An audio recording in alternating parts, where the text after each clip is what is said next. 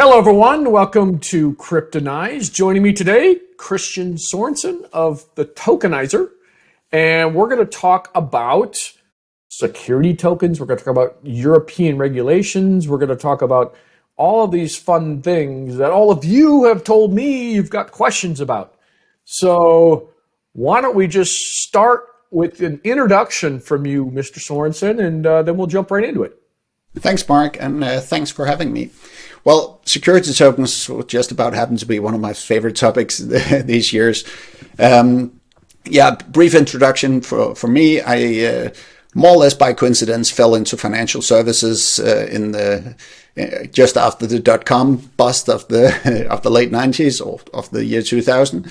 I had come with a master's degree in communication and psychology, and started working with the dot-com companies in the late 90s, and then the dot-com crash came, and the only people or the only companies hiring people who could spell to .com were the financial services. So I ended up in a bank, helped them build the first online banking solution.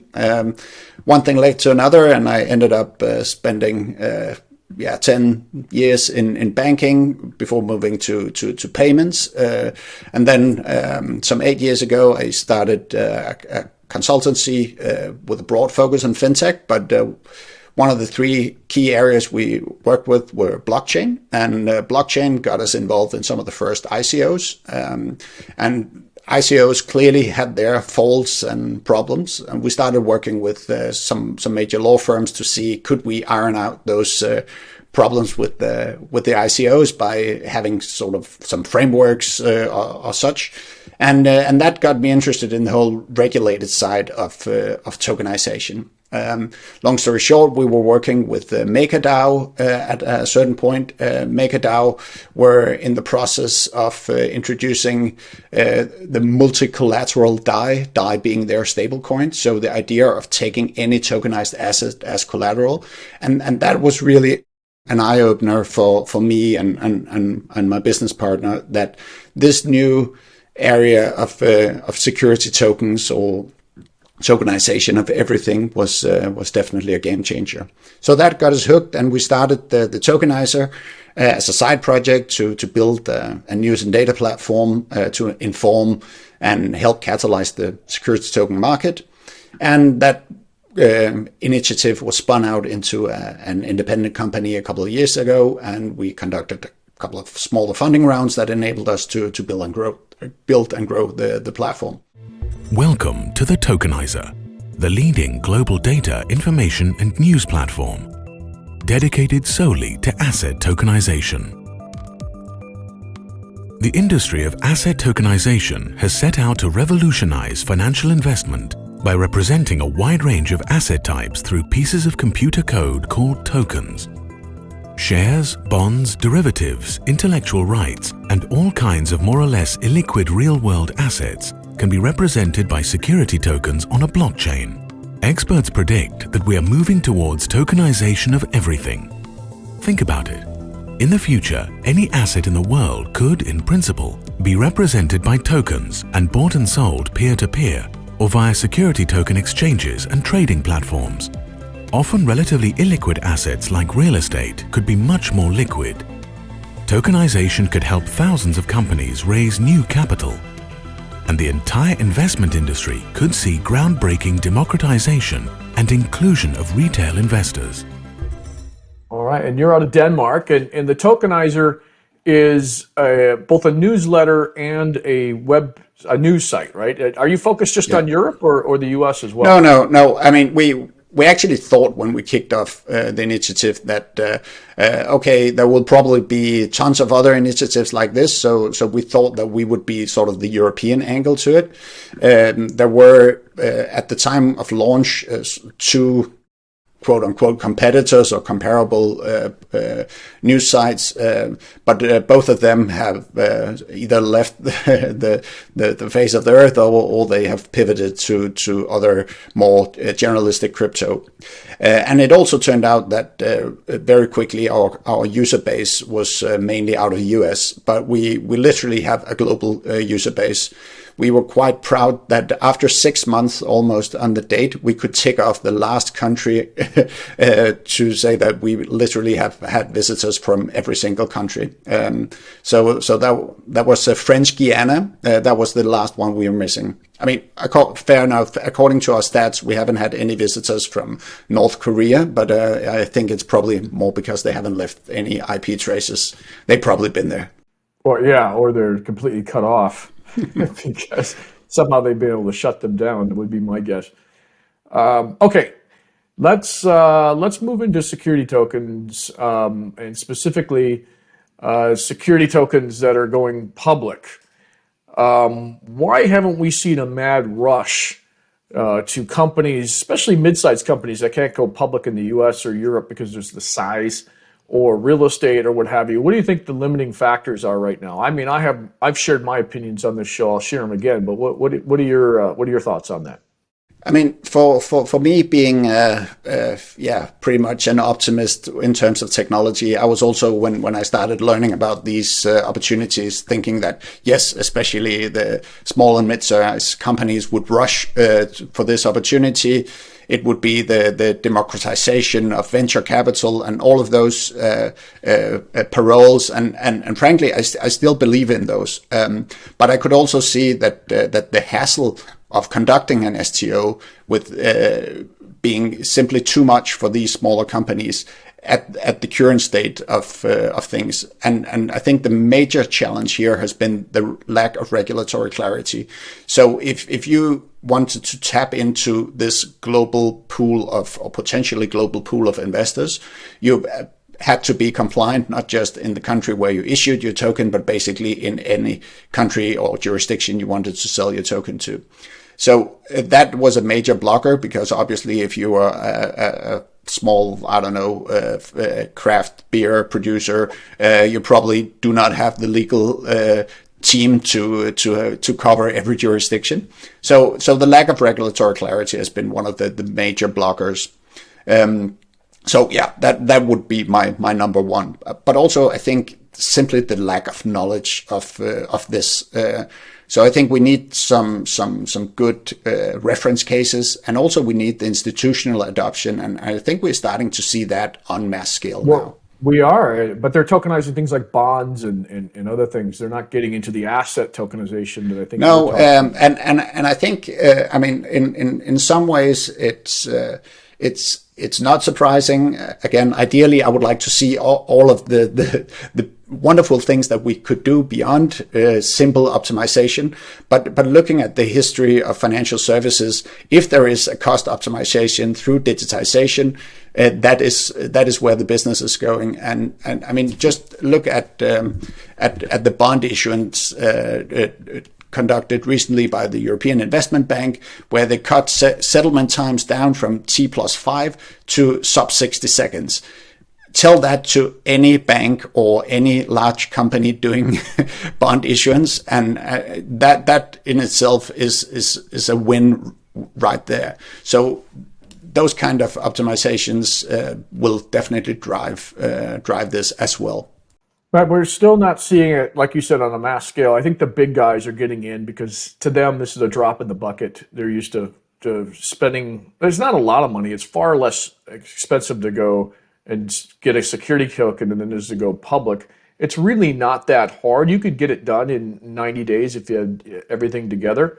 In the U.S., you only have to worry about U.S. regulation. And if you use a Reg G or Reg A and especially if you use a Reg S, you don't have to worry about international, because international can't come sue you here in the U.S., yet the U.S. isn't going to come after you because you're not. They're not so concerned about citizens outside the U.S. I mean, I'm just putting it bluntly. Because that is their rationale. Reg S is easy to get. But I don't understand why more and more companies aren't there. The one issue that I see is, well, actually there's two. One's liquidity. Two is they don't understand the path to getting a security token. So yes, even when they discover the path isn't that hard, I mean, there's a lot you got to do, but it's not that hard, especially if you have the right consultancy like yourself or me and my team. But even when you're public, the liquidity is not quite there yet. And from my point of view, it's similar to like a WeFunder It's similar to like a start engine where people can't and they won't sell their equity in those companies because they're waiting for a bigger liquidity event. Yeah. In terms of real estate, they're getting a return, so they don't want to sell the tokens. But I don't think there's the amount of market makers there are like there is in crypto. There's not the fast buck that everyone's looking for, but all this stuff is going to go away. I've talked a lot about this. The meme tokens, there's still people pouring money into these meme tokens. I mean, just look at the last few weeks. It's a scam. I mean, there are people that are going to make money at the top. The rest of you investing in it are going to lose money. I guarantee it. That's just how they work. They're not producing any value anywhere. It's just a meme token. So security tokens will take over eventually. And for me, it's really positioning ourselves against the traditional industry and saying, hey, you can't go public if you're smaller or even mid-size. It's way too expensive, way too complicated. But you can easily issue a security token, and it's legal, at least here in the U.S. I think Europe is farther ahead than the U.S. in regulations. We should talk about Mika a little bit. Yeah, absolutely. And well, just wanted to agree with you on your analysis. And I think that this lack of the secondary market is also very much something that sort of holds investors back. But that said, I still could see that these small companies, even if they didn't want to use a security token offering to raise capital, they could use it to do a better cap table management. They could to have better warrant options. There are so many optimizations to be had through tokenization. So for me, it's not just about raising money. For me, security tokenization and tokenization as such is simply the next natural step in the digitization of financial services and digitization of businesses as such. But yeah, let's talk about Mika. Mika has been... first define it. It's a European thing, so first define it and we'll go into it. Yes, the acronym, like many businesses, this business is also pretty acronym dense.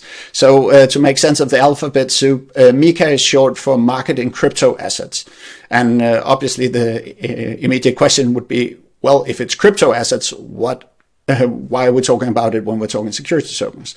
And the interesting thing, Mika does a lot of good when it comes to crypto assets because it's crypto asset in the broad sense of things, including quote unquote traditional crypto, but also stablecoins, CBDCs, and other backed tokens, except for security tokens, which are explicitly exempt from the Mika regulation. And the fact that they are explicitly exempt is that in the Mika regulation, it directly says that security tokens or asset reference tokens they are securities. They fall under existing regulation, which is the MiFID or MiFID II regulation that we have in Europe, which is basically the standard regulation about what does it take in terms of prospectus or not prospectus. Those can vary a bit from country to country because in Europe we have EU regulation. If it's an EU regulation, then we implement it the same way across all of Europe. If it's a directive like MiFID, then you have local implementation. So you have varying thresholds in different countries, whether you need a prospectus or not. So obviously, if you want to issue a security token across Europe, you have to find the right threshold before you decide whether to do a prospectus or not. But the good thing about this is that now we have the regulatory clarity that I was stating in the beginning that we have been missing so far. And I think that has basically taken a lot of the worry out of the market and will certainly be a catalyst. Okay. Yeah. I mean, it's good that you guys have some clarity. We've got an SEC chairman in Gary Gensler that goes in front of Congress and can't answer basic questions.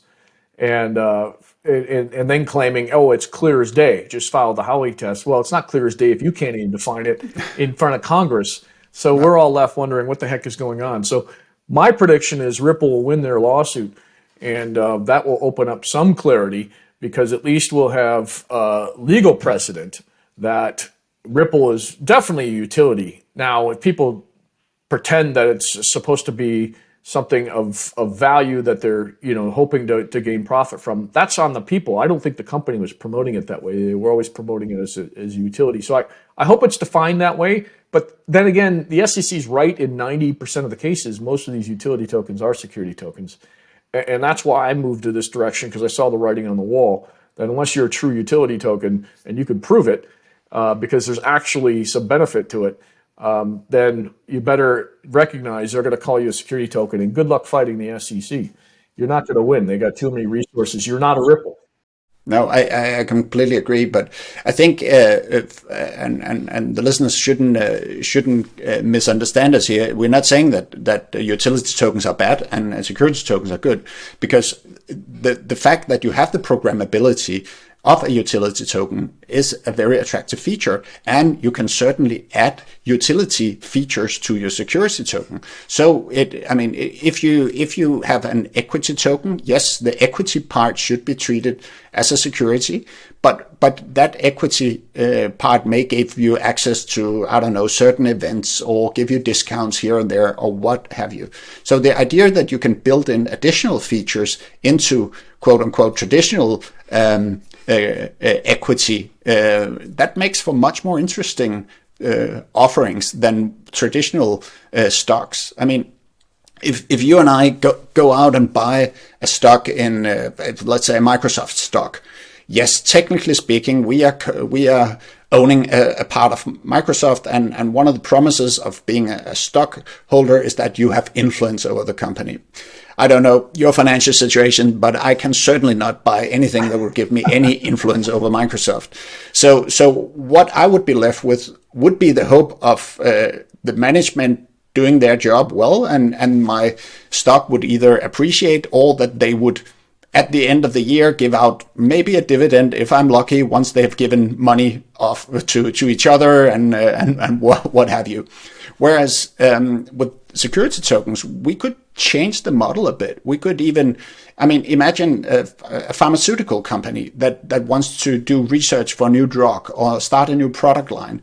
They could raise capital for that, and basically tokenizing that specific product. So by investing in it, you could program the token so that you would get a cut of the top line instead of getting a dividend, if you are lucky, after the end of the year. So there are some very interesting use cases also that could potentially change the stock market. Great point. And I don't talk about this enough.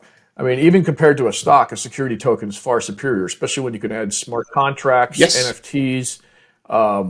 If you own a certain amount of security tokens, then something else happens. It's your imagination. If you can think it, you can do it, as long as it's programmable. Think of these things as macros in a spreadsheet. Yeah, I fully agree. A fun example, or historical example of that was, now being Danish, one thing that you may or may not have heard about in Copenhagen is the Tivoli Gardens. So one of the world's oldest amusement parks, right in the city center, where every single tourist come. Tivoli is a listed company, and it used to be, I actually don't know if this is still the case, but it used to be like that. If you had a certain amount of Tivoli stock, you would have free access to the Tivoli Gardens. And that made actually a lot of people buying Tivoli stock, because, we're going there anyway, so why not be a co-owner? And I think that is basically the idea that we will see implemented across many security tokens going forward. We saw a recent security token offering out of Switzerland, an online organic produce market called Farmy, where they, it's already pretty much catering to the enthusiasts who care about how their vegetables are grown, how the meat is organic, and you can go to the website and see exactly, if it's Lisa or Paul who has raised the cattle that you buy the meat from. So they already have a pretty much, I would almost say, fan engagement, or at least customer engagement, and making your most loyal customers co-owners through a security token offering is brilliant. That makes them even more loyal. There's no question, and I don't know why every business, doesn't tokenize and just say, hey, if you own a certain amount of security tokens, you get not a lifetime, but as long as you hold them in your wallet, and we can check your wallet easily, then you get 5%, 10%, 20% off. So now you're creating this circle of a loyal customer because they're getting this percentage off. They're also an owner. They're invested in you, and they want to spend money in you because their security token gets more and more valuable. So I think this is the future. Imagine sports clubs. I mean, having maybe not the necessarily the top tier, but then the second or third tier sports club in whatever league. Take their loyal fans. I mean, today many loyal fans, they buy stock into whatever club they support, and frankly, most football clubs or soccer clubs today, they are big businesses doing all sorts of stuff. So the return on your investment does not only depend on what happens on the field. It depends on how they manage concerts and how they manage other leisure activities and such. But imagine this second or third tier a sports club who want to hire or buy new players. They can't afford it. They reach out to their most loyal fans. They basically tokenize that player, and whenever he or she gets sold on, actually the ones investing will take part in that profit and even help the club grow. I mean, there are so many interesting use cases. I love it. All right, well, we could go on and on, Kristian. We got to wrap things up. But I really appreciate you being on the show. Where can people find you online? It's tokenizer.io is the website. What about you? Are you on Twitter, LinkedIn? Where do they find you? Yeah, I mean, you can pretty much everywhere. I mean, if you Google Kristian T Sorensen, you'll probably find me. I'm Kristian T on Twitter, and LinkedIn Kristian T Sorensen, and definitely on the tokenizer.io. Excellent. Well, thanks again, and look forward to catching up with you in the future. Hello, Kryptonize fans. I've got a token for you. We've had a lot of tokens come on the show. Some we like, some we don't. But we really like Tetragard. Why? Because it is a wrapped coin with PAX-G, with Ethereum, Bitcoin, and this rewards token called Quadrant. So you get it all wrapped up in kind of a one-click buy at the website below. And if you hold on to it, you get rewards that you could sell back to the Ethereum blockchain and get more Ethereum just for holding what I'd liken to an ETF. So again, it's Tetragard. Check it out. This is a no-brainer to invest in, especially what's going on in this world.